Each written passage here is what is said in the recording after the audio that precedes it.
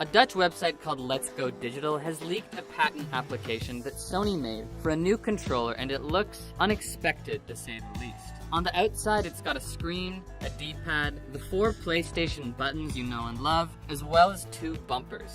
Apparently on the inside there's a gyroscope and a tri-axle acceleration sensor. Maybe more importantly or more horrifying is the fact that it also might have a heart rate sensor and a fingerprint sensor. Why does a controller need this stuff other than to collect some very personal data? A lot of people are saying that this controller looks like a Nintendo Switch, but honestly it looks more like a Game Boy Micro. You don't remember these little things? The Game Boy Micro was the final Game Boy. It came out in 2005 and it's pretty much just a smaller, sleeker version of the Game Boy Advance. Why is Sony biting the design of a forgotten version of the Game Boy? Well, they might not be. Some people are speculating that Sony is just trying to mislead all the Dutch internet sleuths by registering red herring patents. So this could just be a joke, but they could also be completely serious. Maybe Sony wants to drag us on a walk down memory lane. Nostalgia does sell, after all. The Dutch have also made a mock-up of what they think is a more realistic version of the DualShock 5. It looks pretty much like the DS4, but wider and flatter, with a honkin' big screen in the middle. And unless Sony invents a new type of battery, this thing will probably be plugged in more often than not. When the PS4 and the Xbox One came out back in 2013, no one was blown away.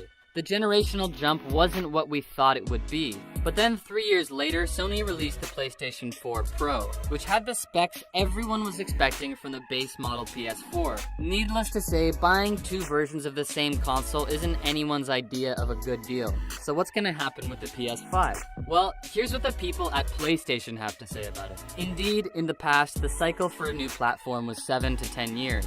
But in view of the very rapid development and evolution of technology, it's really a 6 to 7 year platform cycle. Then, we cannot fully catch up with the rapid development of the technology, therefore our thinking is that as far as a platform is concerned for the PS5, it's a cycle of maybe 6 to 7 years.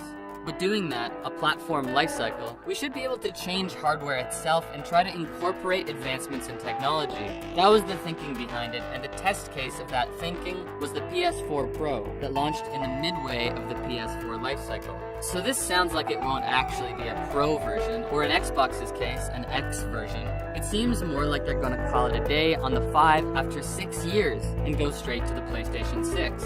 For a consumer, it's a lot more enticing to buy the shiny new console, the next generation, instead of a slightly more powerful variation on the one you already have. But what about the competition? If Sony wants to monopolize the gaming industry, they're gonna have to show how much better their console is than the rest. The Nintendo Switch, although it's great, has a different audience, so we can cross that off the list right away. And the Google Stadia wasted no time proving itself to be irrelevant. That leaves the Xbox Project Scarlet. In their reveal trailer, which was like watching paint dry, they say that this generation will be a bigger leap than any generation we've done before. Does that mean that the color scheme will be in keeping with the name, red instead of green? Microsoft is promising that its premium edition, which is called the Anaconda, proving that they are also fans of innuendo, will be about 10 times more powerful than the base model of the Xbox One. It will also somehow be cross-compatible with PC and Nintendo Switch. And then there's the fact that Microsoft and Sony will be working together. Although the nuts and bolts of the arrangement are vague at this point, there are 2 main points worth mentioning. One is the fact that the 2 companies will be collaborating on AI. The other, more important point, is that the 2 tech giants will be pooling their resources to build cloud infrastructure. The collaboration is confusing for fanboys of both consoles, but reps from both Xbox and PlayStation have point-blank denied that they'll merge the consoles into one. But who knows? Details are light from both camps, and it wouldn't be the first time that big companies have gone back on their word.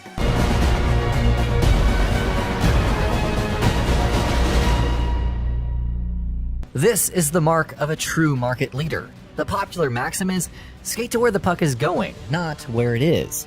It's a way of saying that to ensure long-term market dominance, you need to keep moving and not afford to get complacent or take your foot off the pedal. Sony, with their moves this generation, of which their response to the cross-platform play controversy is just the latest one, have demonstrated a capacity of doing just that. They have demonstrated once again why they are a true market leader.